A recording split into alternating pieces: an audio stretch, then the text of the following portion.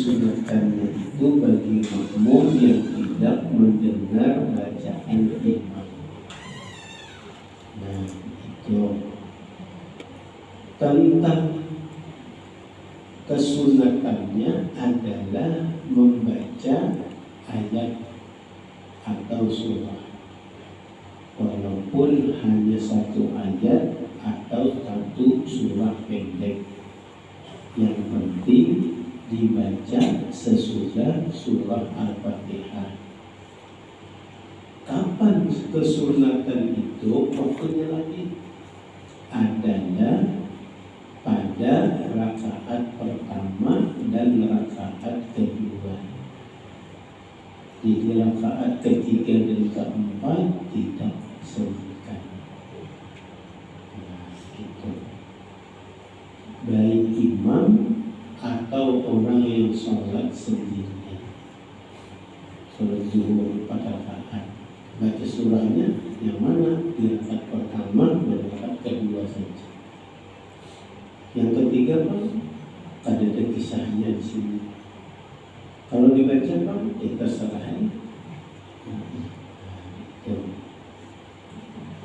Lalu, itu kenapa? Hikmahnya adalah hadis Nabi. Siapa yang membaca Al-Quran di dalam sholat dalam keadaan berdiri, sholatnya berdiri, maka kana lahu bikulli harfin mi'atu hasanati. Setiap satu huruf yang dibacanya dikasih nilai 100.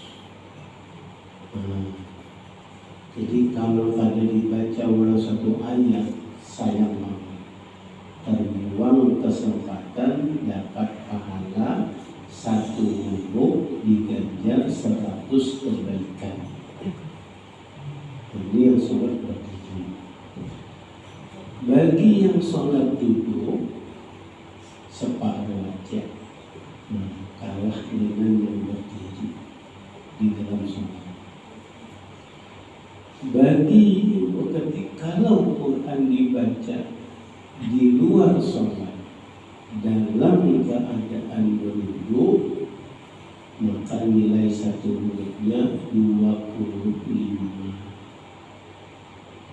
Kalau di luar sholat dalam keadaan duduk, nah yang 10 itu di luar sholat kadar duduk, baca biasa aja pada duduk.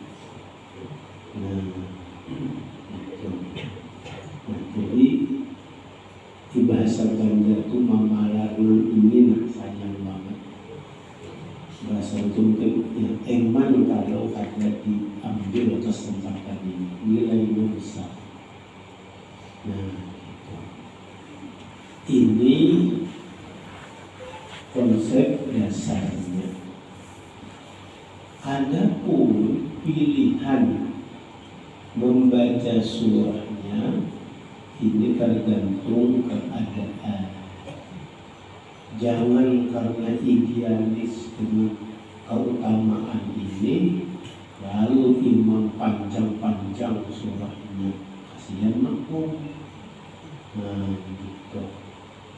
Jadi ya teorinya, konsep dasarnya istilahnya kayak ini, tapi melaksanakannya tergantung keadaan.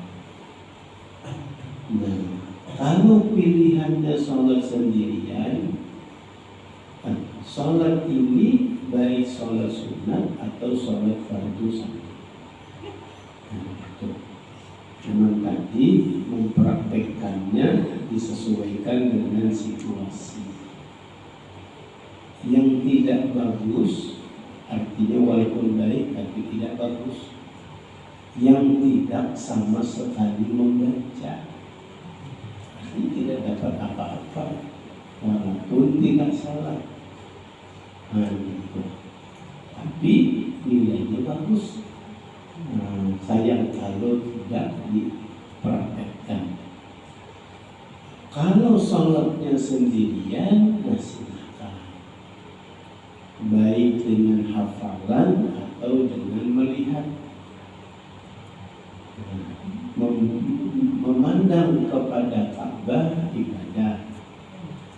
memandang kepada wajah kedua orang tua ibadah, memandang kepada mushaf juga ibadah.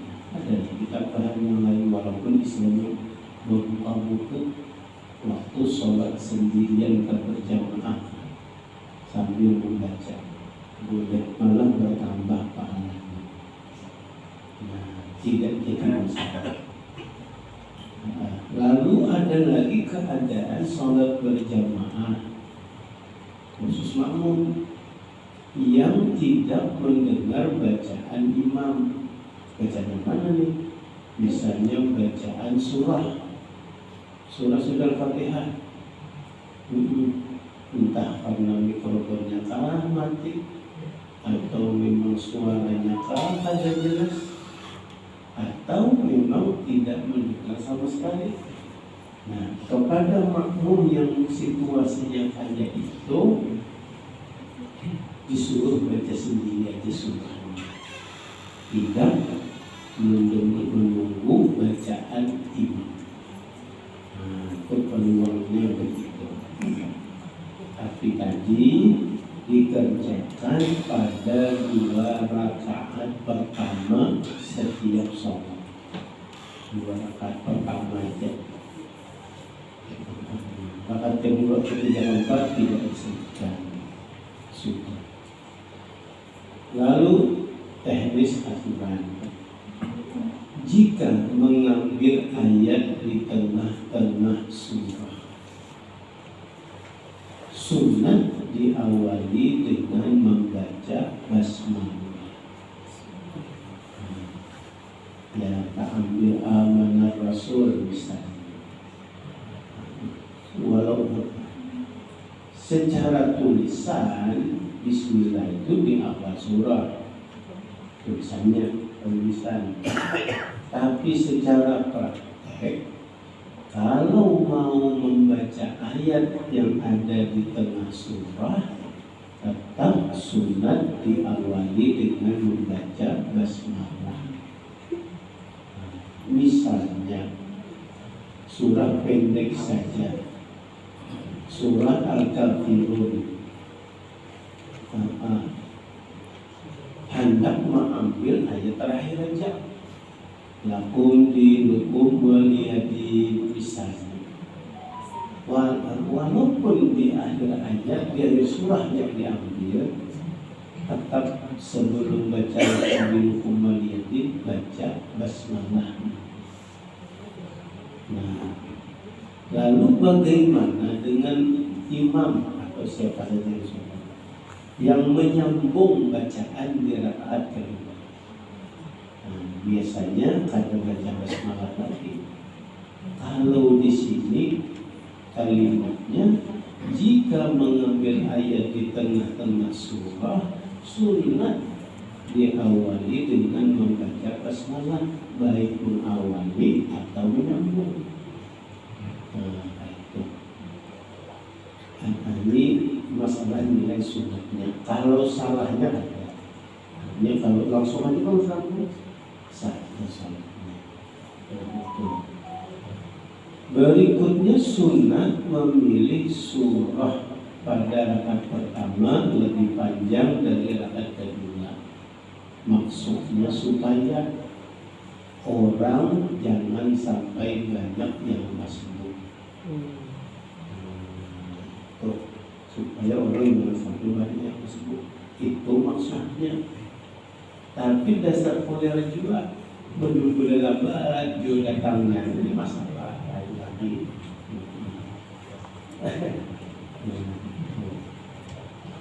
Berikutnya sunat mengambil surah menurut susunan Quran. Pada rakaat pertama surah yang terdahulu letaknya dan surah kedua yang kemudian. Misalnya di rakaat pertama surah An-Nas, di rakaat kedua surah Al-Falaq. Nah, ini tablaknya. Jadi disesuaikan dengan urutan susunan surah. Maka misalnya surah Al-Falaq dulu, baru surah An-Nas. Nah, Kalau tertukar kan kayak apa? Makruh. Kebawah tadi dosalah kata makruh. Istilahnya mengkus kebalik. Kebalikan yang mestinya di belakang atau didahulukan. Cuma makruh hanya kada bagus. Supaya dapat pahala, maka dibaca sesuai urutan surahnya. Kemudian lagi sunat berturut-turut menurut urutan Quran akan dicatat. Seperti surah Al-Falaq pada rakaat pertama dan surah Nas pada rakaat kedua. Kecuali jika telah ada ketentuan waris, artinya yang berdasarkan dari Nabi hadis, maka ketentuan waris itu harus diutamakan, seperti membaca surah Al-A'la yang jumlah ayatnya hanya 19 pada rakaat pertama, dan surah Al-Ghasyiyah jumlah ayatnya 26 pada rakaat kedua. Suruhannya tadi kan disuruh baca surah yang lebih panjang pada rakaat pertama. Nah, itu ada perkecualian. Perkecualiannya didasarkan pada hadis Nabi. Nabi rupanya membaca surah Al-A'la di rakaat pertama yang jumlah ayatnya hanya 19. Di rakaat kedua surah Al-Ghasyiyah yang jumlah ayatnya 26. Lalu ada menimbulkan pertanyaan, kenapa ini kada sesuai aturan tadi? Jawabannya ini, bahwa ketentuan warid itu lebih didahulukan. Atau surah Al-Jumu'ah, Jumu'ah, fasih Quran itu Jumu'ah, bacaan kita Jumat. Kalau Quran Jumu'ah, Jumu'ah, Jumu'ah, mimnya Jumat bukan Jum'ah. Dan pada yang pertama, dan surah Al-Munafiqun sampai ayat pada rakaat kedua ini malah sama jumlah. Artinya sama ini tidak sesuai dengan kedua tadi. Ayat surah di rakaat pertama lebih panjang daripada surah ayat rakaat kedua. Itu perkecualiannya kalau memang ada warid hadis yang memang Nabi praktekkan. Itu kapan warid ini? Contohnya dalam melakukan sholat Jumat atau sholat Isya malam Jumat. Surah Al-A'la dan surah Al-Ghasyiyah letaknya berturut-turut dalam susunan Al-Quran. Tetapi surah pertama lebih pendek dari surah kedua. Ukuran pendeknya jumlah ayat. Begitu juga halnya surah Al-Jumu'ah dan surah Al-Munafiqun. Keduanya berturut-turut dalam Al-Quran dan panjang keduanya kurang lebih sama jumlah ayatnya. Pada salat Jumat, jika keadaan waktu mengizinkan, pada salat subuh Jumat, jika keadaan waktu mengizinkan, sunat dibaca surah As-Sajdah. Jumlah ayatnya 30 ayat pada rakaat pertama, dan surah Ad-Dahar jumlahnya 31 ayat pada rakaat kedua. Haruskah membaca kedua surah ini pada subuh Jumat? Tadi jawabannya jika keadaan waktu mengizinkan.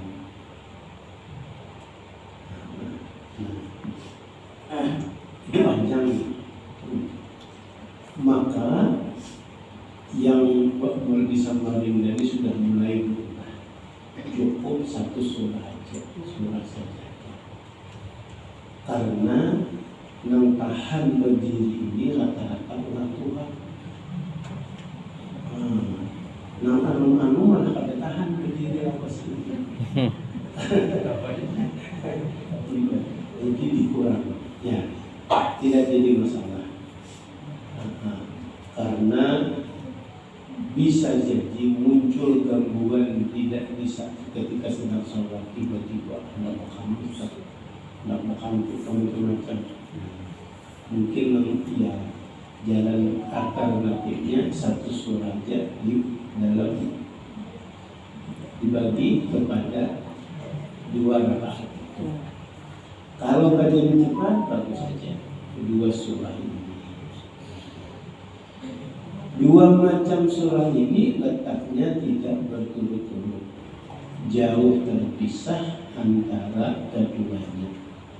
Artinya tidak langsung sesuai urutan 30 ayat surah 30 surah 31, tapi tetap berurutan walaupun terpisah dengan beberapa surah. Nah, ini tadi selain waktu mengizinkan juga tergantung kondisi. Dulu ulun di Malang membawa semangat ini ke kuliah, ternyata ada yang bisa. Nah, gara-gara itu bisa apa itu pada perlu lagi 2 surah. Cukup 1 surah aja. Yang pokoknya orang jangan sampai ada yang bermasalah. Pada sholat maghrib dibaca surah Al-Kafirun rakaat pertama dan surah Al-Ikhlas rakaat kedua. Ini ada hadisnya memang. Bukan ayat langganan, memang hadisnya ada. Jadi mungkin dimaksudkan itu mengamalkan hadis itu. Kedua surah ini letaknya juga tidak berturut-turut, hanya terpisah. Apabila melalui ayat-ayat rahmat atau mendengar imam membacanya, dibolehkan mengucapkan doa untuk mendapatkan karunia. Dan apabila mengenai ayat azab mengucapkan ta'awudz atau ayat tasbih mengucapkan tasbih. Demikian pula ayat-ayat lainnya diucapkan dengan munasabah dengan ayatnya. Munasabah itu kesesuaian. Nah, siapa yang bisa mempraktikkan ini? Nang paham melawan ayat. Kalau pada paham lewat ayat. Ada paham, bisa apa nih ayat dibaca ini? Ada paham. Yang paham bisa istilahnya berinteraksi seperti ini. Kalau ayat rahmat berdoa pakai bahasa Arab juga minta rahmat. Kalau ayat azab berta'awudz. Kalau ayat tasbih baca tasbih. Sunat berinteraksi seperti sunat, tapi pelakunya jelas orang yang paham dengan itu. Kemudian lagi lalu diberi contoh. Misalnya sampai pada ayat yang berbunyi inna ilaina iyabahum thumma inna alaina hisabahum. Sesungguhnya hanya kepada kami mereka itu dikembalikan, kemudian sesungguhnya bagi kami yang melakukan perhitungan amal mereka. Karena kisahnya ini kisah perhitungan amal di hari kiamat, lalu berdoa, Allahumma, tulisannya di sini hasibni hisaban yasira. Nah, coba ingat-ingat, tidak ada kata dalam bentuk kata dalam bahasa Arab seperti ini. Jadi ini kemungkinan kurang alif. Allahumma hasibni hisaban yasir. Hasib itu bentuk fi'il amar dari hasaba yuhasibu. Hasibni. Atau kalau tidak bertambah alif sesudah huruf ha adalah ihsib. Ihsib sebelum huruf ha, bentuk kata perintah juga. Yang banyak ini hasibni. Hasib. Kalau hasibni tidak ada bentuk kata perintah seperti itu dengan bisa ditambahi alif sesudah huruf ha. Hasibni hisaban yasir. Juga akan lebih mudah jelasnya kalau sesudah huruf ya itu sesudah huruf nun li tadi dikasih titik dua. Hasibni, ya-nya itu dikasih titik dua. Karena akan berbeda aturan bacaannya. Ya bentuk huruf seperti ya, bentuk huruf seperti ya, yang ada titiknya dengan yang tidak ada titiknya itu tidak sama membacanya. Bentuk huruf yang seperti ya, yang tidak ada titiknya itu dibaca fathah. Misalnya al-husna, maka sesudah huruf nun di belakang itu seperti huruf ya tapi tidak pakai titik. Tapi kalau dikasih titik pasti bacanya al-husni. Itu untuk kemudahan. Jika keadaan mengizinkan, maka sunat pada waktu subuh mengambil surah yang agak lebih panjang. Salat zuhur hampir sepanjang subuh, asar dan isya separuh duha. Ini pun disunat.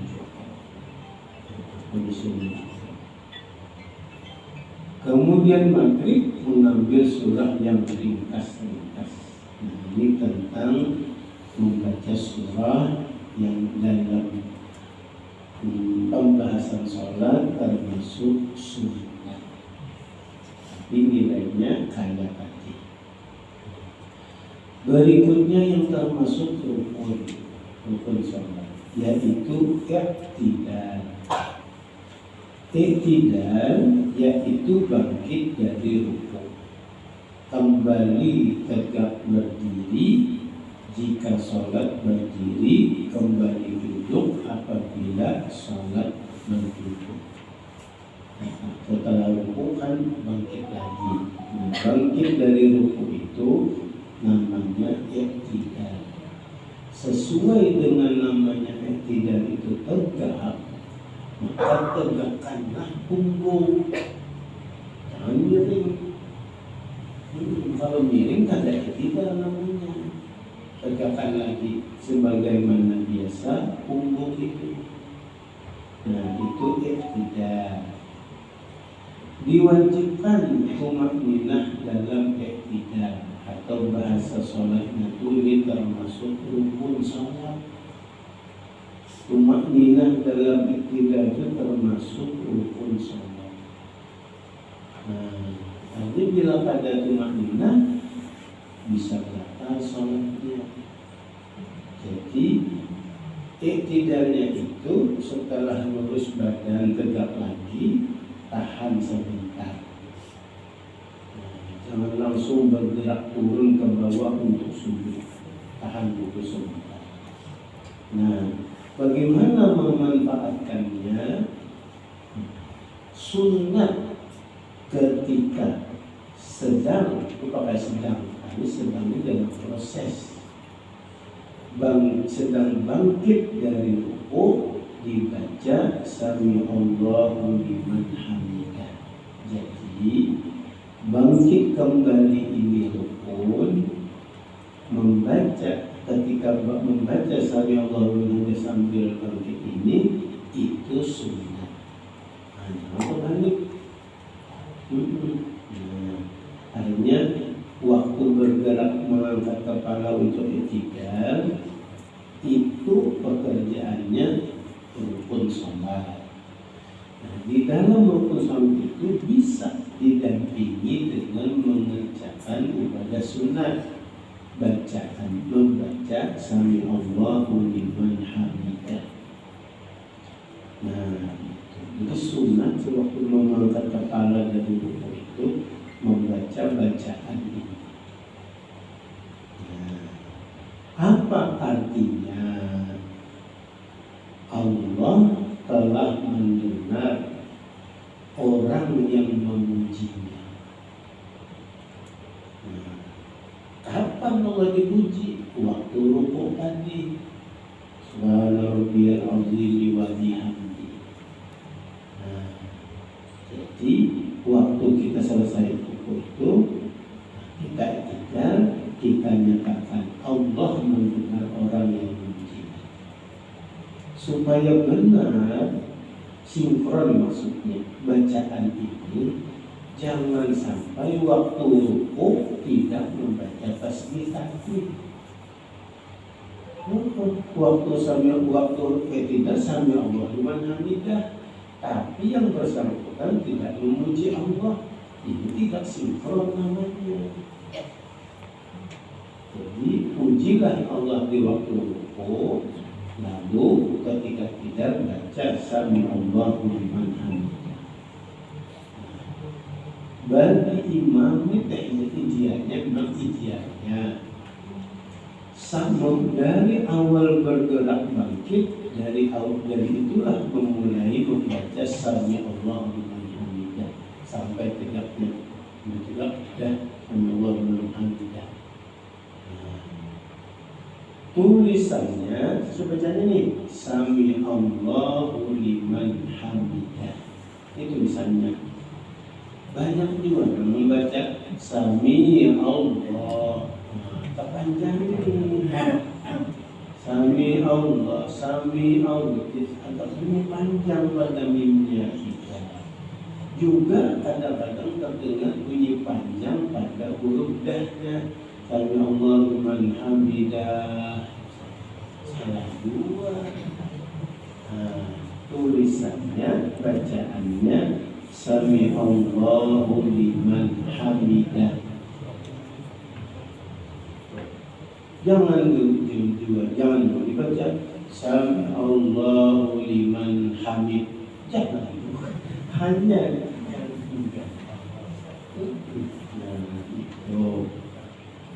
jadi ada kesalahan membaca tuh. Sami Allah, Sami Allah. Ada juga Sami Allah. Malah sinnya yang dipanjangnya ada. Tentang maksudnya belajar berbuku ini jangan melihat. Lalu setelah tegak berdiri, sunat lagi dibaca Rabbana lakal hamdu, itu paling pendek. Atau lagi Rabbana walakal hamdu, mulai juga ada wawunya. Rabbana lakal hamdu atau Rabbana walakal hamdu, itu paling pendek. Kalau mau sempurna, teruskan ini Rabbana lakal hamdu milkus samawati wa milkul ardi wa milku ma syi'ta min syai'in ba'du. Ya, balasan itu sesuai dengan kelebihan. Yang panjang bacaannya banyak pula dapat hadiah dari Allah.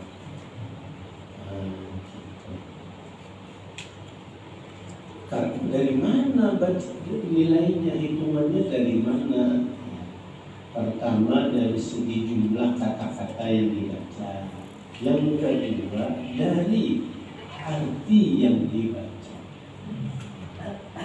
Kalau arti yang dibaca, wahai Tuhan kami, hanya untukmu segala pujian.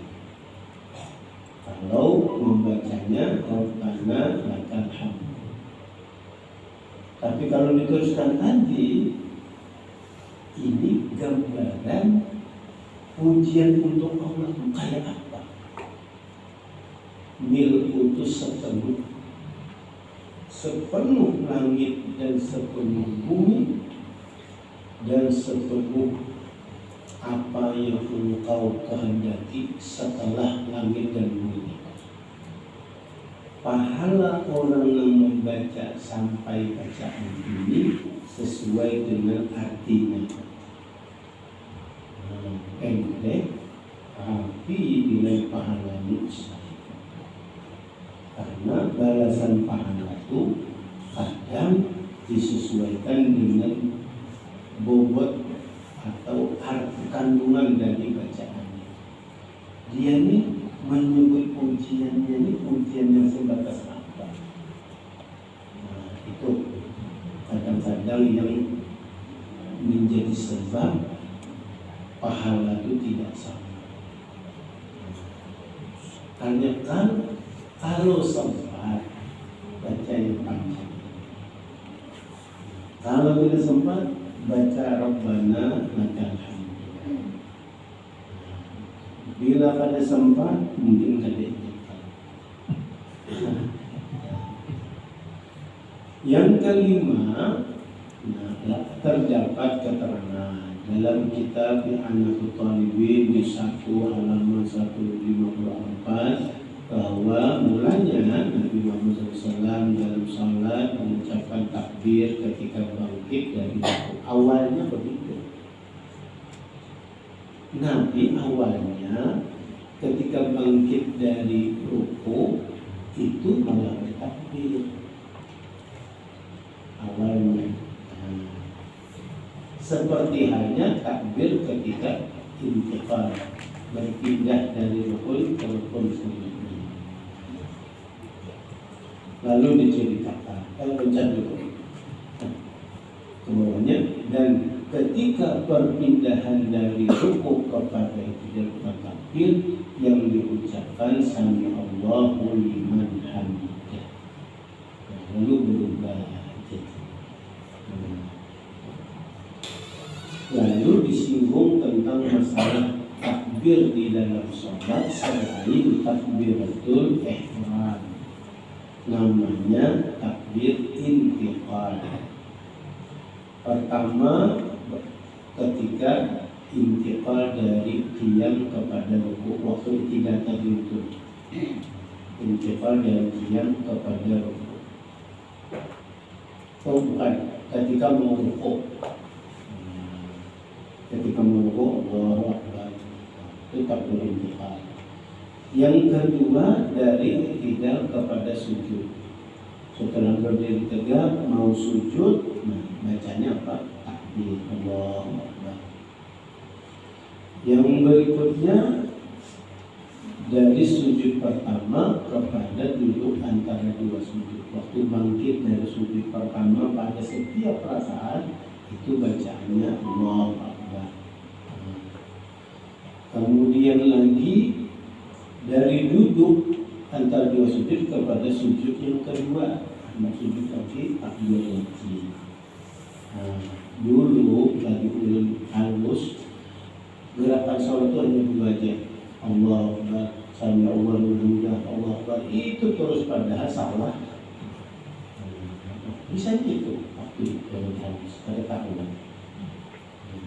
Pokoknya bila sudah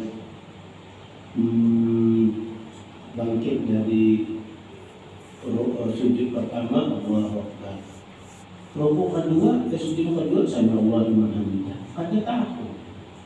Ternyata takbir juga bacaan. Kelima dari sujud kedua kepada qiyam, waktu hendak berdiri di rakaat pertama atau di rakaat rakaat yang ketiga persis. Waktu rakaat pertama nak berdiri itu kalau sujud mau berdiri itu di sini disebutkan dari sujud kedua kepada qiyam berdiri, maksudnya atau duduk tasyahud awal atau duduk tasyahud akhir. Kan duduk tasyahud akhir berdiri lagi. Waktu hendak berdiri tasyahud sesudah tasyahud awal, itu berdirinya membaca takbir. Nah itu kemudian tadi bacaannya berulang itu. Riwayat menjelaskan bahwa Sayyidina Abu Bakar As-Siddiq radhiyallahu anhu setiap kali sholat fardu selalu berjamaah mengikuti Rasulullah SAW. Pada suatu kali peristiwa Sayyidina Abu Bakar terlambat datang ke masjid untuk sholat asar. Beliau merasa duka, merasa tidak nyaman karena mengira ini terlepas dari berjamaah dengan Rasul. Padahal bukan ada berjamaahnya, masbuknya. Tetapi setelah sampai di pintu masjid, ternyata Rasul bersama jamaah sedang melakukan sholat asar. Alangkah gembiranya Sayyidina Abu Bakar karena masih ada kesempatan untuk berjamaah dengan Rasul, lalu mengucapkan Alhamdulillah sambil bergegas mendekati shaf jamaah serta mengeluarkan takbiratul ihram, dan tak lama imam mengucapkan takbir intiqal lalu rukuk dan Sayyidina Abu Bakar langsung mengikuti rukuk. Maksudnya ternyata ada di dalam pembacaan sholat itu justru sebab timbulnya karena peristiwa di luar sholat. Namun para istri mengira pada saat berjamaah ketika melihat masjid masih sholat, lalu beliau gembira. Akhirnya itu diabadikan dalam bacaan tidak sami Allah liman. Di saat itu Sayyidina Jibril datang membisikkan kepada Rasulullah SAW, apabila bangkit dari rukuk ucapkan sami Allahu liman hamidah, dan apabila tidak ucapkan Rabbana lakal hamdu, dan seterusnya tadi. Baik Bapak Ibu yang berbahagia, itu dua masalah yang kita kaji. Mungkin ada yang ingin disampaikan, silakan. Setelah kita baca Al-Fatihah, membaca ayat, terutama ayat yang kurang populer, lalu kita baca, begitu kita baca, kita akan ayat itu stop, karena kita tadi kan lanjutannya apa tindakan kita. Kalau nggak ada iman, mencoba-coba malah jadi salah-salah. Lebih baik rukuk aja, lebih baik rukuk. Apalagi kalau berjamaah, ulang-ulang aja salahnya. Ini bisa kita di jamaah makmum bingung. Ganti ayat yang lain lagi. Atau ganti surah lain bisa. Tapi ganti surah lain itu perlu-perlu juga.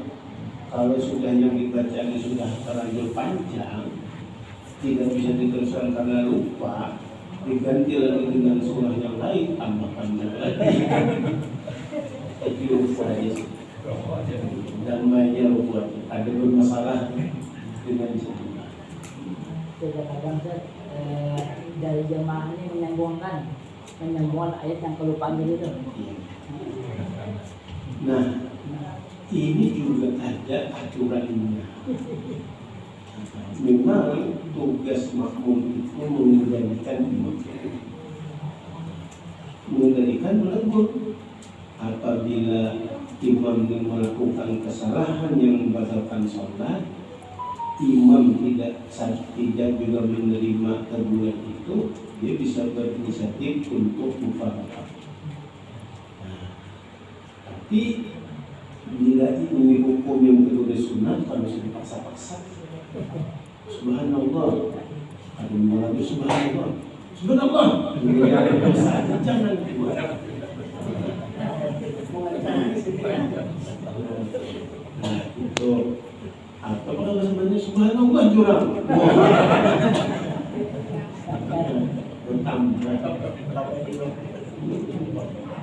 Nah, bila kesalahannya tidak membatalkan sholat, ada usaha dipaksa-paksa. Seperti lupa tahiyat awal. Imam sudah terlanjur berdiri tegak sudah, masih dimakmumi subhanallah, subhanallah. Imam itu kadang duduk batal. Nah, jadi yang menegur juga harus bijaksana, jangan salah tegur. Bila imam sampai duduk dan disadar itu ada boleh, datang semuanya.